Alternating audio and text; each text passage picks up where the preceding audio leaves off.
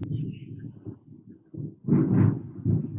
morning, everyone. Our team is excited to be with you today to kick off trainings for two very important communication interventions, PECS and the LAMP program, which will be implemented here at Ellison Preschool. Before we get into the specifics of each intervention, let's review how we got to this important step. The leadership team from Ellison Preschool brought a referral to our ABA clinic with four weeks of daily data indicating some problem behaviors during playtime that occurred in all 20 classrooms here at Ellison Preschool. These problem behaviors were described as tantrums and fighting over toys. These behaviors can directly link to communication deficits. Now, given the statistical makeup of this inclusive preschool, we can understand that communication interventions are critical to the academic success of your students. Of the 200 young learners at Ellison Preschool, 75% require special education services. 26 young learners have been identified as nonverbal, and 5 students already use PECS. Now, Danielle will take it away and present more of our presentation.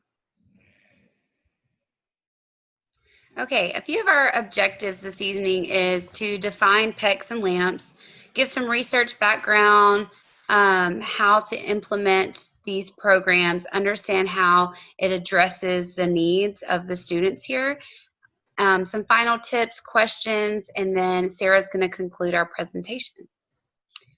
So first, let's talk about PECS. PECS is Picture Exchange Communication System.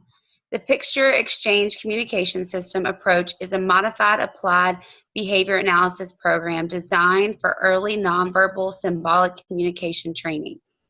Training techniques include strategies such as chaining, prompting, cueing, modeling, environmental engineering. The approach is designed to help individuals with autism learn to initiate requests and communicate their needs.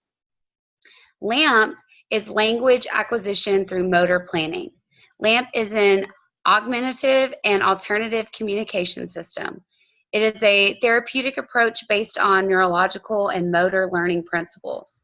The goal is to give individuals who are nonverbal or have limited verbal abilities a method of independently and spontaneously expressing themselves in any setting. So now Victoria is going to elaborate more on PECS. Hello. So first we're going to talk about some background research.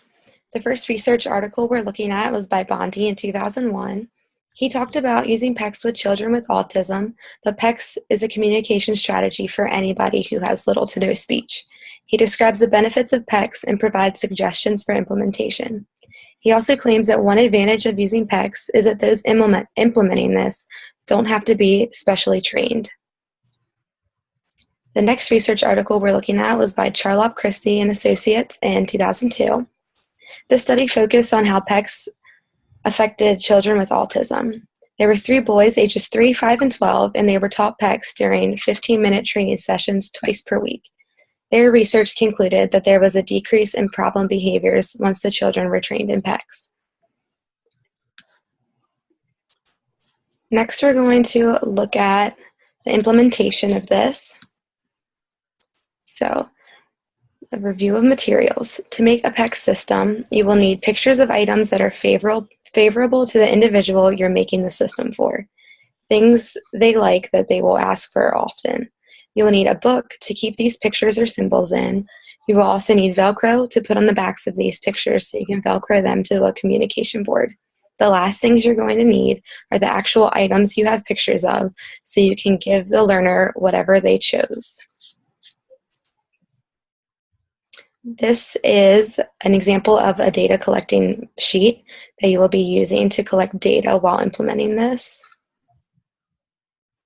Next are the implementation steps. First, you will collect materials. Next, you will prepare those materials. You will arrange the environment. You will interact with the reinforcing item. Next, the teacher will respond to the client's request. Next, there will be a physical prompt interruption.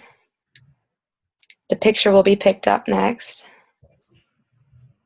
Then the actual reinforcement and picture exchange will occur. Then you will need to fade out all of the assistance and prompting. Next will be generalization across settings. Then the child will learn to discriminate between different pictures. And then they will learn to build sentences. And once they learn to build sentences, they will respond to questions asked, like when you ask them, what do you want or what do you need? And while doing all that, and at the end, you will be collecting data. So here is a video modeling PECs.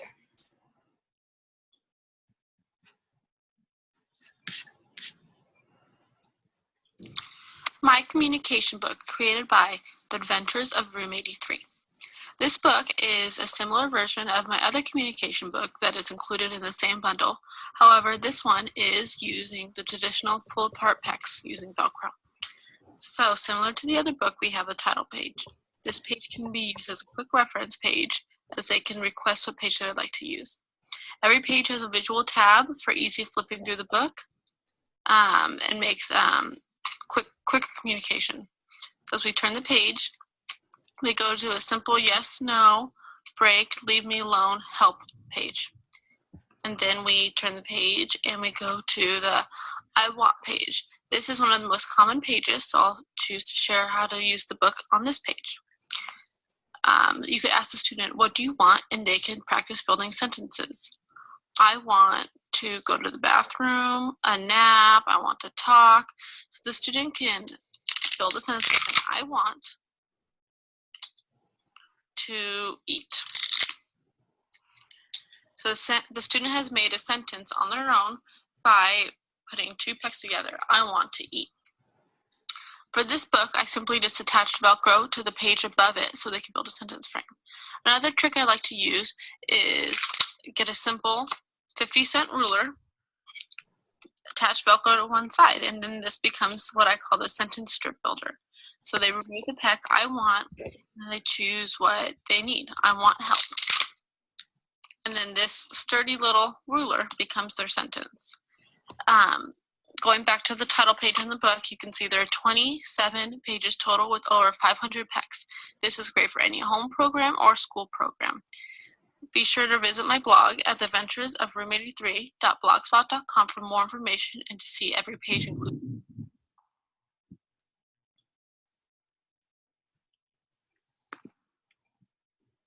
Okay, so how does this address the needs? So this addresses the needs of the group of preschoolers who have trouble communicating, making this fall under Tier 2. Some of its pros are that it's easy to implement. Research shows a decrease in problem behaviors once it's implemented, and it also gives a voice to the people who are nonverbal or preverbal. One con is that it could cause a dependency on materials. Next, Brittany will be presenting LAMP.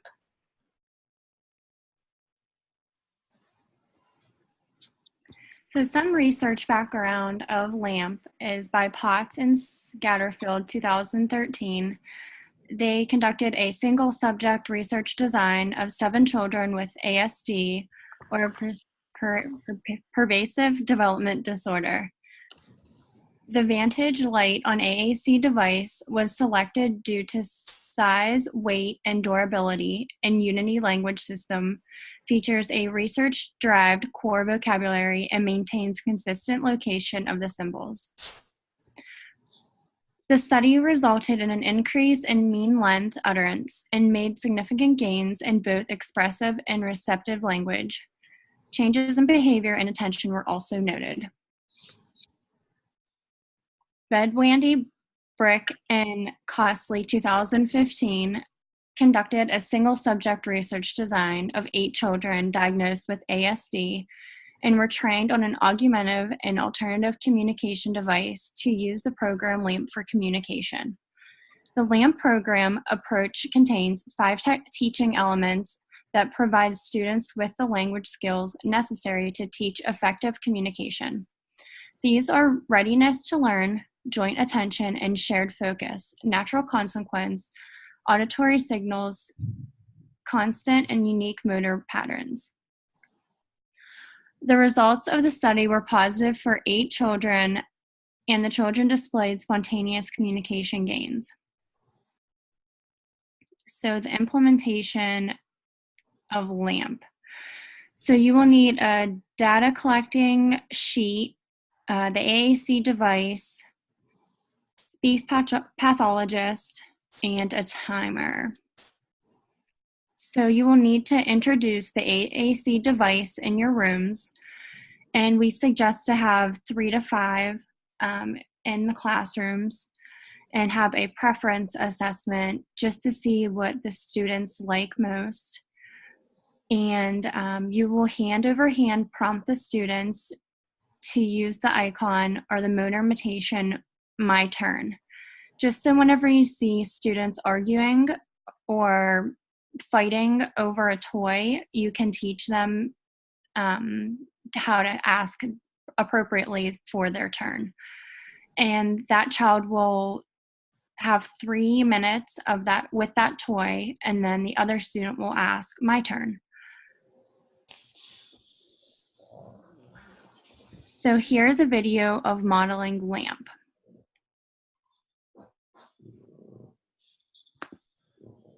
Well, let's say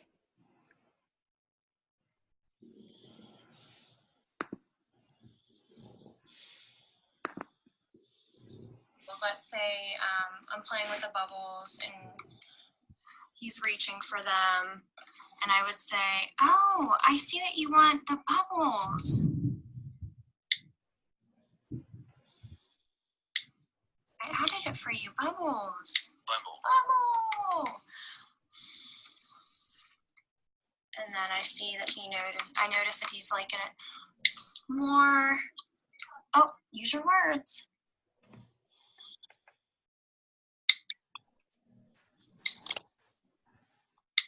Bubble.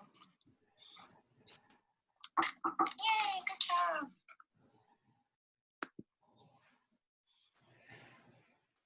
So how does it address needs? Some pros are it's easy to implement. Research shows a decrease in problem behaviors once implemented.